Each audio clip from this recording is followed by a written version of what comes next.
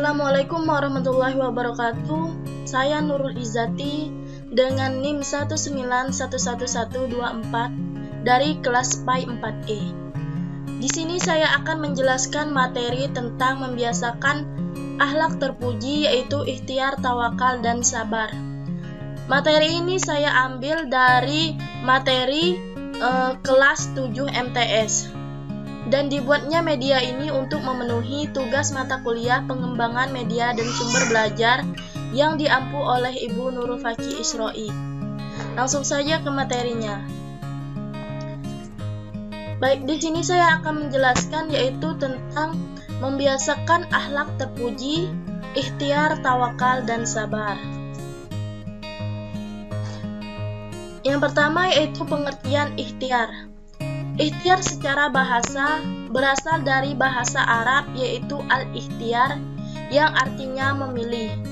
Nah, sedangkan secara istilah, ikhtiar adalah usaha sungguh-sungguh seorang hamba untuk memperoleh apa yang dikehendakinya atau apa yang dia inginkan.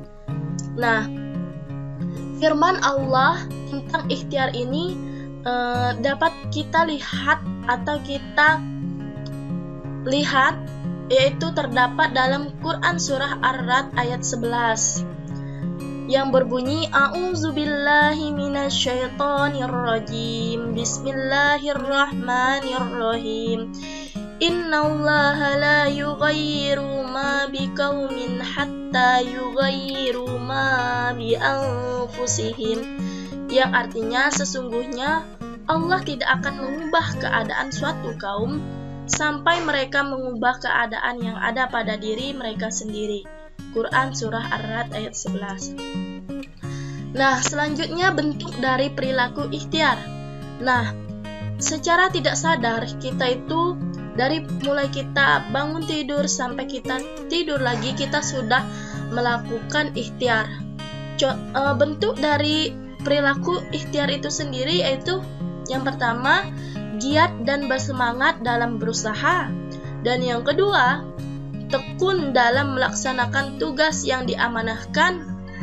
Yang ketiga, yaitu pandai memanfaatkan waktu senggangnya untuk hal-hal yang positif. Jadi orang yang ikhtiar atau orang yang berusaha itu selalu memanfaatkan waktu senggangnya untuk hal-hal yang positif. Dan yang keempat yaitu tidak mudah putus asa apabila menghadapi kesulitan. Dan yang kelima yaitu jeli dalam melihat peluang serta kreatif. Jadi orang yang berikhtiar itu tidak pernah lalai akan waktu senggang. Mereka akan menggunakan waktu senggang itu untuk hal-hal yang positif dan bermanfaat. Nah, selanjutnya tawakal. Pengertian tawakal. Nah, tawakal itu berasal dari kata wakalah yang berarti menyerahkan, mempercayakan, serta mewakilkan urusan kita pada orang lain. Nah, dalam kaitan ini, penyerahan tersebut diserahkan kepada Allah Subhanahu wa Ta'ala. Tujuannya apa?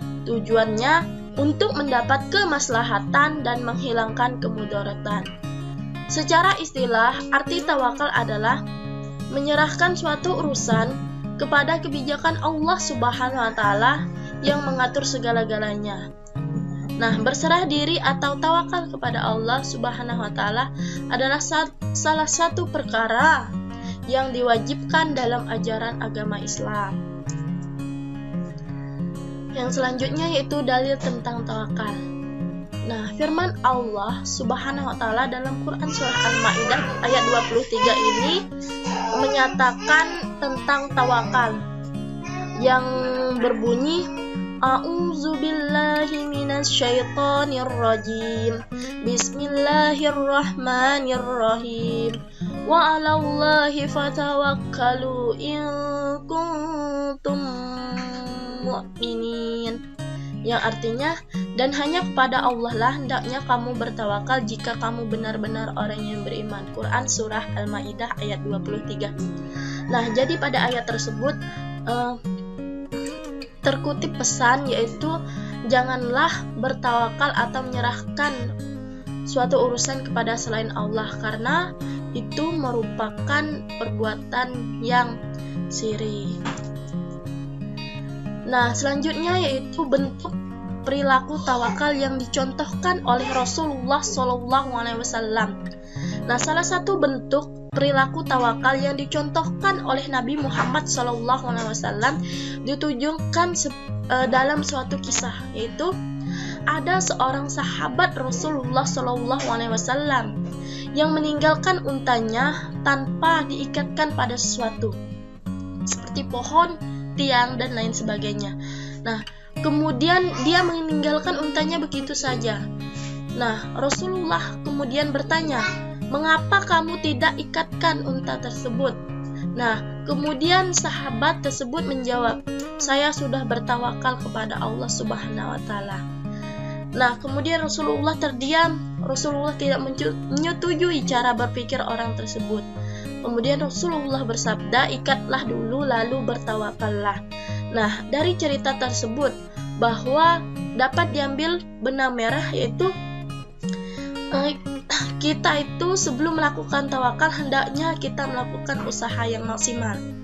Kemudian untuk hasilnya Allah yang maha mengetahui dan mengatur segala-galanya. Nah, dan yang selanjutnya yaitu materi tentang sabar. Pengertian sabar. Nah, sabar berasal dari bahasa Arab yaitu sobaro, yang berarti menahan, mencegah, atau tabah.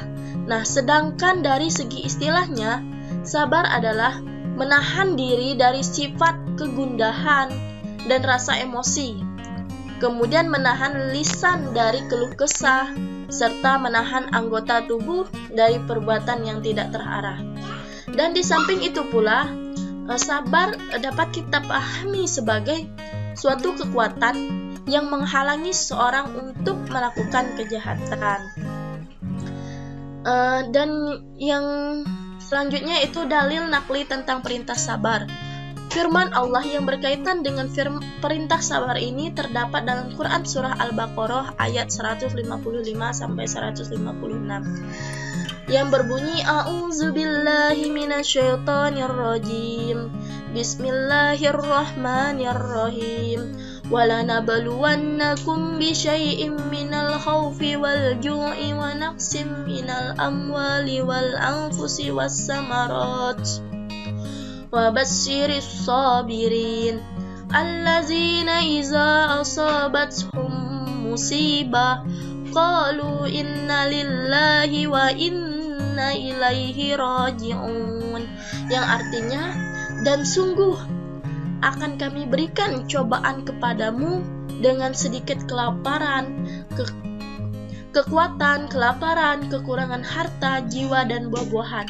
Dan berikanlah kabar gembira ini kepada orang-orang yang sabar, yaitu orang-orang yang apabila ditimpa musibah, mereka mengucapkan innalillahi wa inna ilaihi raji'un. Jadi, kita dianjurkan untuk senantiasa memiliki atau menerapkan sikap sabar. Nah, selanjutnya yaitu bentuk dan ciri-ciri perilaku sabar.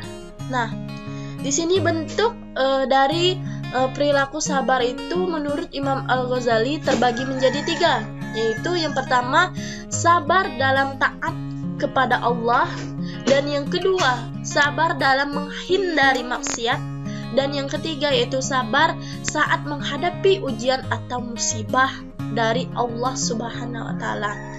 Nah, adapun ciri-ciri perilaku sabar antara lain yaitu memiliki emosi yang stabil dan tidak mudah terpengaruh oleh keadaan serta lingkungan.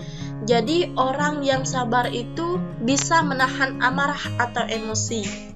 Dan yang kedua yaitu tidak marah dan tidak membalas bila dizolimi orang lain. Jadi orang yang sabar itu tidak mudah marah walaupun dia dizolimi. Nah, dan yang ketiga yaitu tidak mau menyakiti orang lain.